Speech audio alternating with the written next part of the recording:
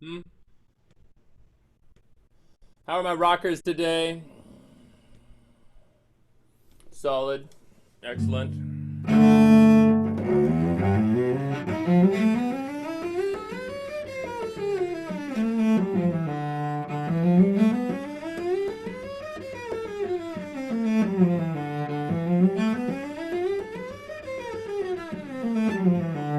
Working on my D minor scale, which we'll cover today. And then I want to do a little bit of the piece that you've probably always wanted to play in this whole entire universe. It's probably, when you look up the cello, it is the piece that you hear when you look up cello on YouTube. We're going to investigate the prelude to the first suite, if you would, and that'll be pretty awesome. Next on the docket is that, let's see what we have. Ah, yes. So let's get everybody tuned. And yesterday we had Cole give us a new song that he's been working on guitar and had worked out for cello. But I wonder if someone else might have a song that they've been thinking about. Too bad, Ella, you missed it yesterday. It would have been killer. Yeah. Check out the video. And then you can also learn it. Okay, so first off, let's Mr. get to Hawkins,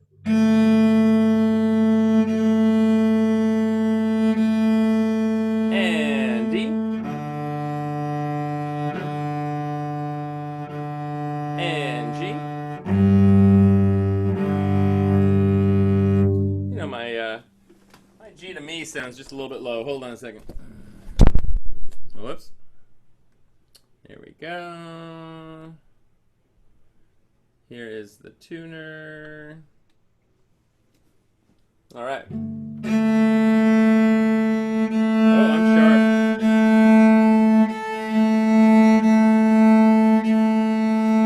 That's the real A. Sorry about that. And then this one's pretty sharp.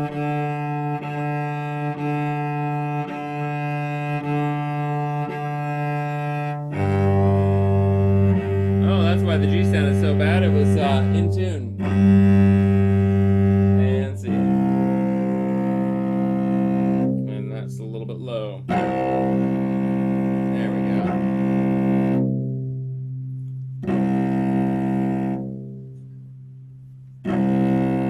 Still not there. There we go. It's a little bit sharp.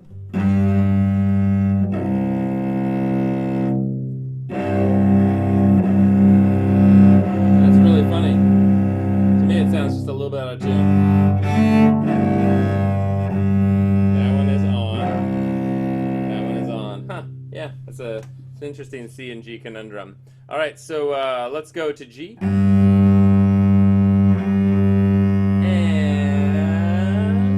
C.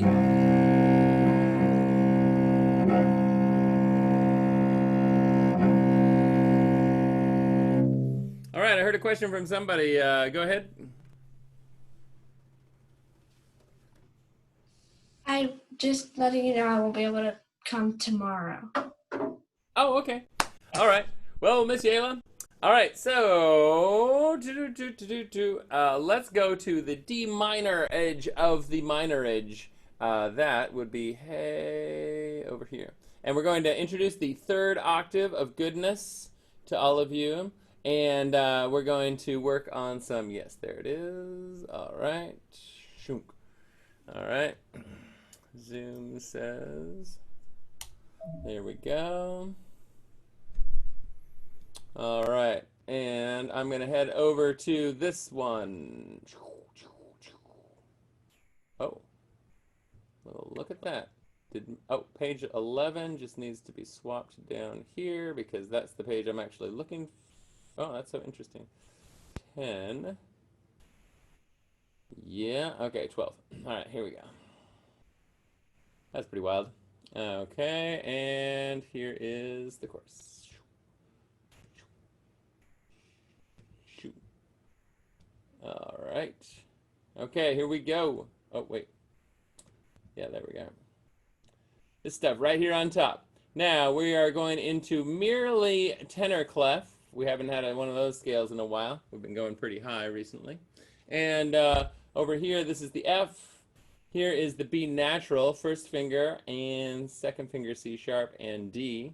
We're gonna, from the normal second position, with second 2-octave scale, which ends right here, we're gonna go into fourth position right here and head our way up. 1, 2, 1, 2, 1, 2, 3. Let's play this thing. Not this fast. Boom, boom, boom. Ready, go.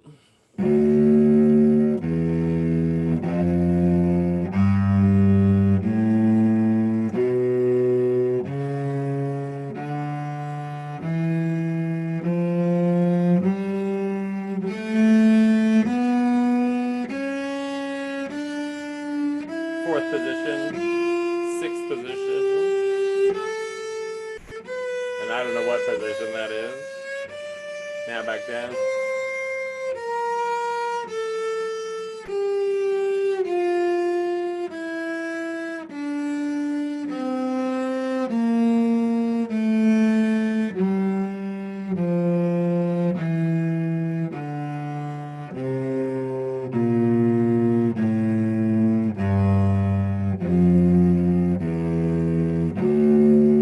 Now let's go just a little bit faster.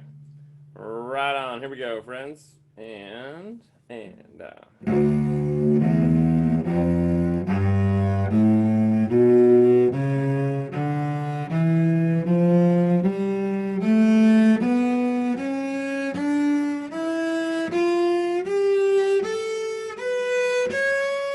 Low 2.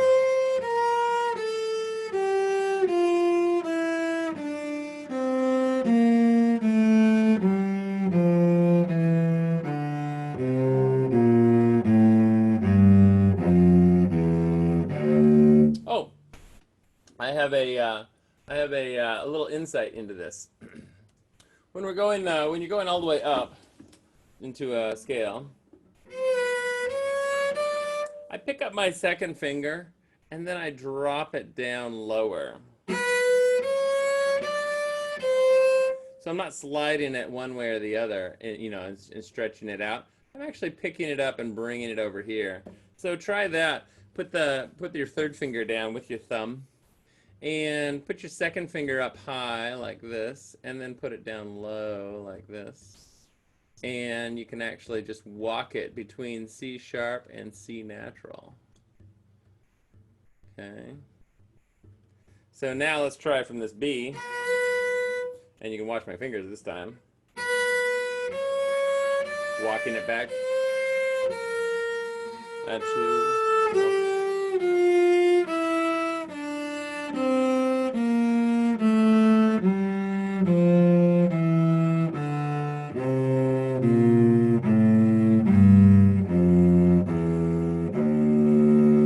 And away we go. All right. So next on this is the let's see here. Oh yes, the arpeggio. And there are a couple of them around, but we're going to do the sort of standard classical one, and that would be right over here. And that'll be right on this one. Let me make it bigger. Okay, and presto. All right, so on this one we're going to go up to the harmonic, just like we did in G. And we're going to go up to the harmonic and do a thumb right here. Okay. And so let's play this one from here.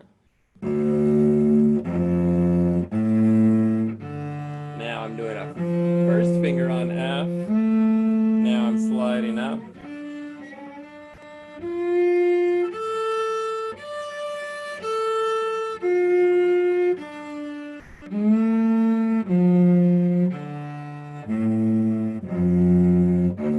A little flippiness was my finger not quite hitting the string. It sort of came in and then I fixed it. Ready? And again.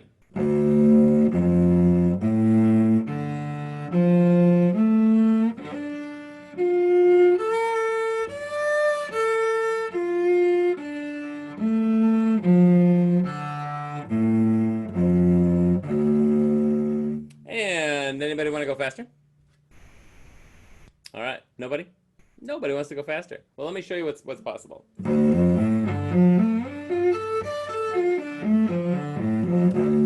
And faster. Faster still? I don't know if I can. Oof, that's I got to work on that a little bit. So what happens then is that you can sort of get around the instrument a little bit more easily and a little bit more quickly. And when you're looking at music, you can say, "Oh, that looks complicated, but I've seen that before," in say a scale or an etude, and it makes you strong. Now let me just bring up the other piece. There we go. And here we go. All right.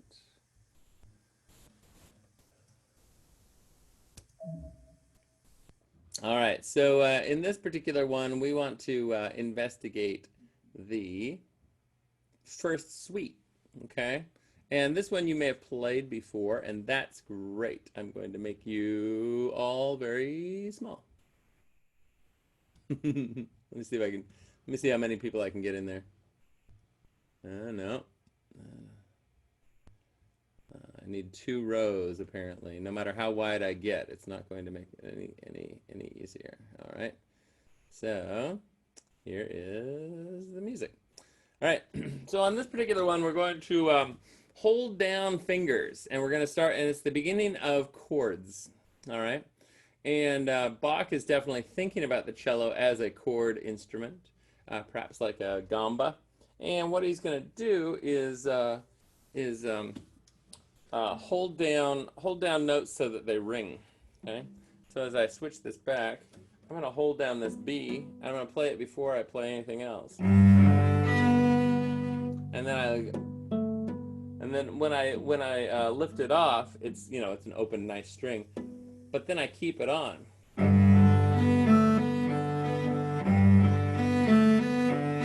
So it's only for that one note that I pull it off.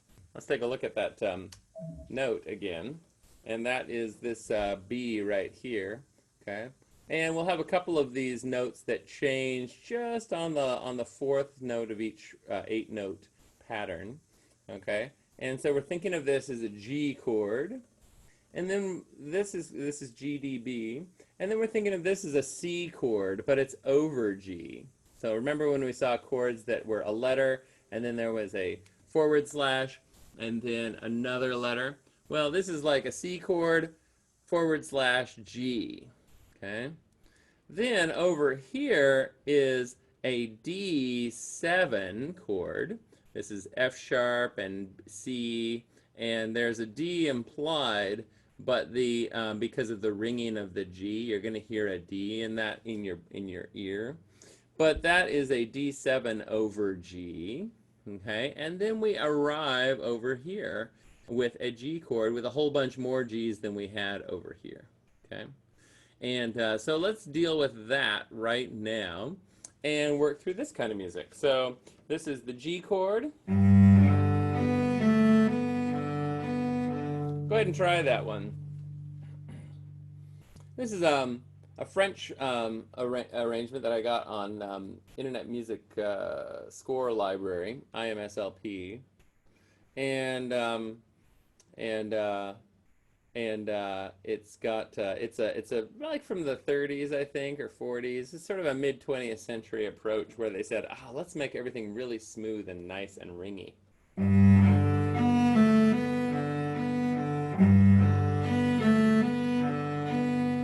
Okay, let's try that out.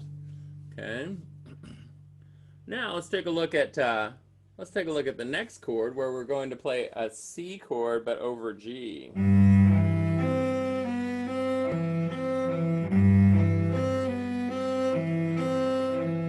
Right?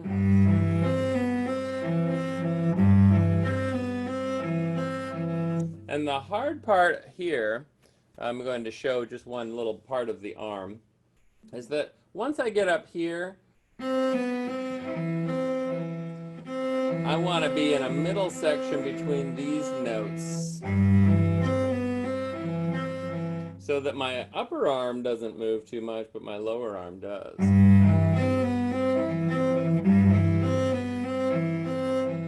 Okay, and then I'm going to come over here to the D7 over G, and that is because we have a D and an F. Well, we don't have a D, but it exists, and an F sharp and an A and a C. Okay, and so these chords resolve. This F sharp wants to resolve up here, and this C wants to resolve down to this B, and then the G continues on as a pedal. Okay, so let's try this chord. It's an open and a 3 and a 2. Okay,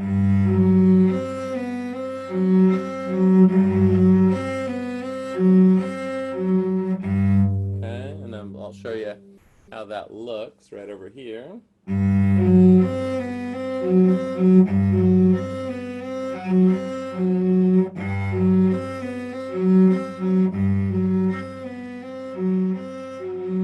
all want to try that? I'm going to share the screen back. Okay.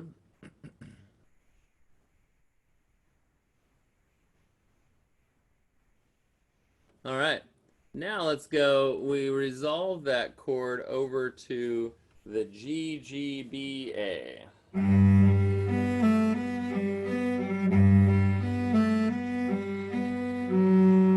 And there, it's all the same, except you're going to find this cool little leading tone.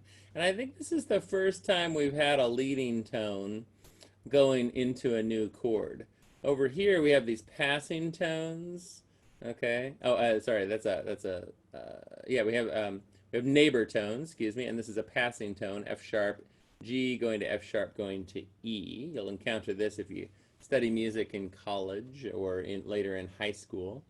And then we have these neighbor tones. They are called lower neighbor tones, and they sort of make the cool harmonic expression and also make it a little bit more richer by incorporating notes that are somewhat dissonant to the key to add a certain amount of richness to the chord that's playing through. Okay, so here's this F sharp. It's the very last one, and it sounds kind of like this.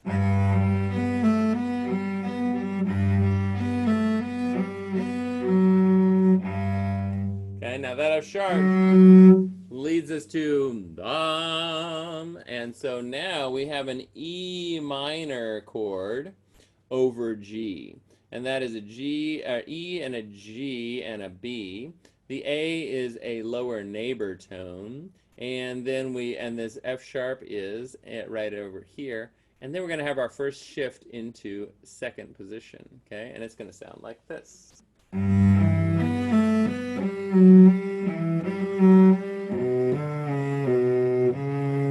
Okay, and let me show you what that looks like from the perspective of a hand.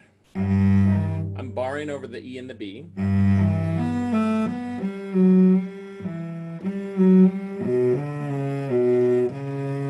Okay, and this third finger is key to that C sharp right over here.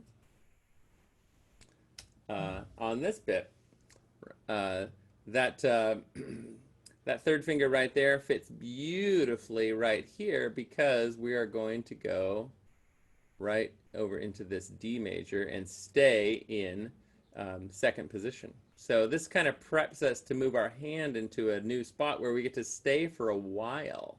Let me see here. This little bit of first position brings us back to more second position. Okay, so think of this as a chord that starts out in G, goes away, comes back, and arrives back. Sort of the D7 is what we call the dominant chord, and it really wants to pull us back toward, while the C chord wants to sort of go out into the wilderness and explore a little bit. Okay, and then we arrive back. Then we go somewhere else as well into this 6 chord. It's a little bit sad, right? Because E minor is exactly in this key as the relative minor. If you were to have one sharp and started on E, that would be just a straight up E minor scale.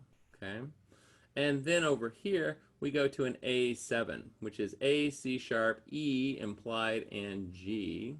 and then the A goes to a D. And we've arrived with this added cool C sharp. Once we've added this C sharp, it creates a gravitational pull over to the D. So it sounds, I'm going to start right here, taking us further away.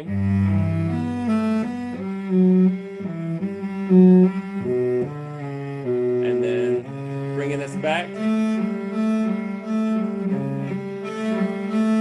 And then we're going to go.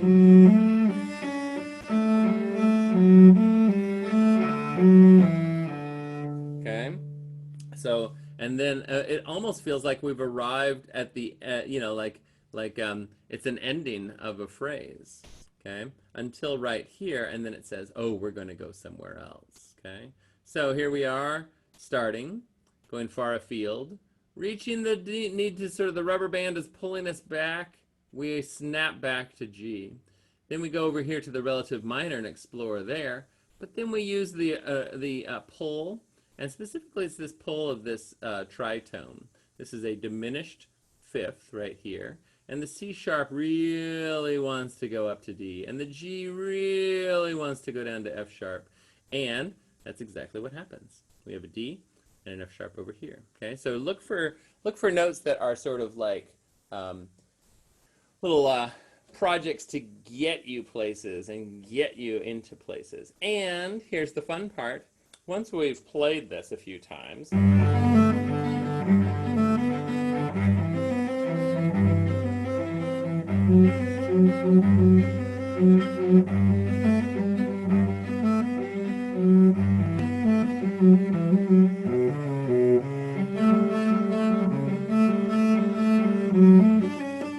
we've arrived at something happen.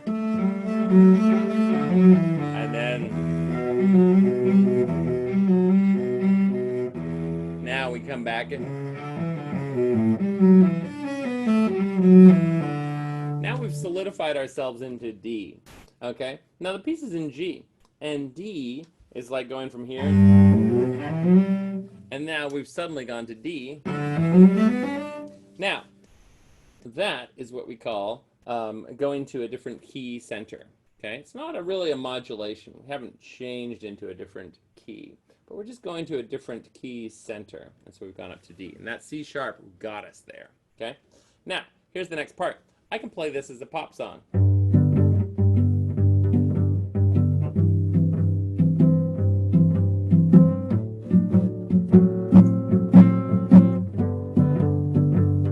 Okay? And you all can do that. Let's all try that. So I'm going to put my bow down just to make it a little bit more obvious from the looks of things. And I'm going to pluck the open G. Okay? And then I'm going to pull back with like a second finger.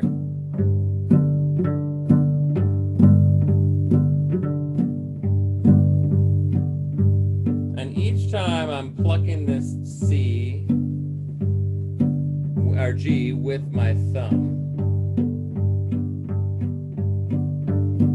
And I can sort of look down at it. Here's the side view. From the back of the hand, and here's the side view from the front of the hand. Maybe that's a little bit easier to see. All right. Then we're going to head over here to the E and the C.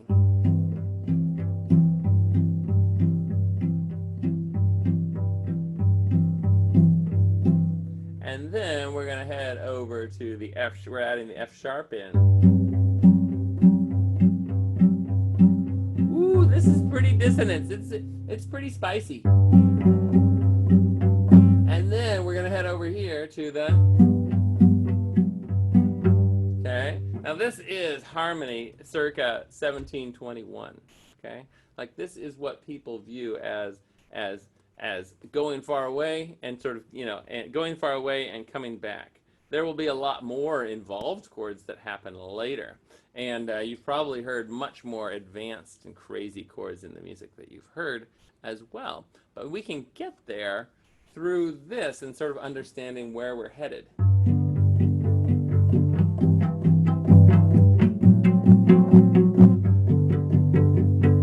Right? And then we go...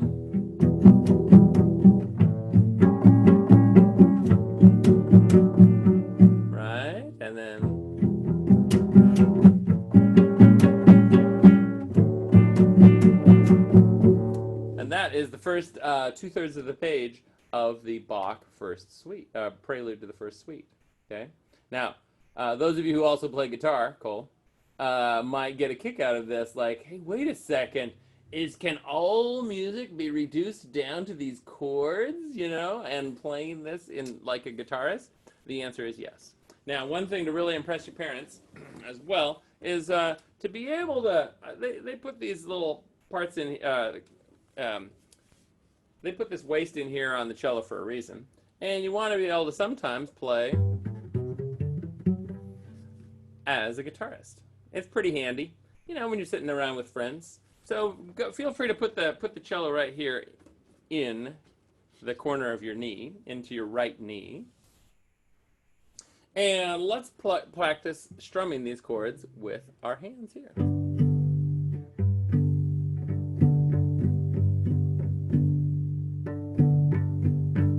Yeah, there we go. And then let's go to the C. And F sharp. Good. And G. Right, and then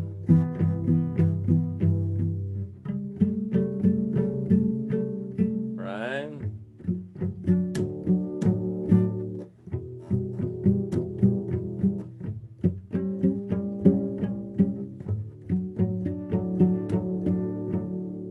Yeah, I see a lot of people just kind of going for it. They're all related instruments. Anything with a string that you sort of pluck and that you can shorten with your fingers exists all over the world. There are instruments like this in every culture, in every society. Sometimes they're borrowed. As a matter of fact, the cello is borrowed from Middle Eastern music originally and gets moved over to Europe, where it gets sort of changed and adjusted. So that is the opening of the prelude in a nutshell. Now, just to give you a little bit more, we go through all of these chords and chords and chords, and then we are going to arrive at this part right here. Everything stops. Okay, and Bach actually writes this little fermata. He says, hey, look out, I'm stopping right here, the music's going to stop, and then we go into what's called a fantasia, where he explores. And you'll notice we have sharps next to flats. It's crazy, it's anarchy. He is sort of exploring all around, and then uses this scale to get us back, okay, and then uses a series of pedal notes, okay, just like at the beginning, where he has this pedal G, G, G, G, G, G, G, and then A's, A's, A's, A's, A's. He's going to work his way backwards to go A, A, A, A, A, A, A, A, A, A. Now, check this out. D, D, D, D, D, D, D, D, D. And then it's going to arrive at G, okay? And then this is kind of a variation. It's sort of an ending idea on, I would call this the coda right here, okay? And sort of brings us all back. Some composers, some cellists also view this as the coda, but I sort of think that this is kind of ramping up. Okay, so we have an opening chord. We have an opening chord set, okay, that you'll learn, and all of you should learn this piece. It's dynamite. Then you have a fantasia where you go explore, and then you have these really cool string crossing things that act as a pedal series that take you back to G major. It's like we call it the perfect prelude. Okay, so happy Wednesday, everybody. I'm going to head out to my next class. And y'all are fabulous, and some of you I'll see today, and have a fabulous and wonderful day. Bye.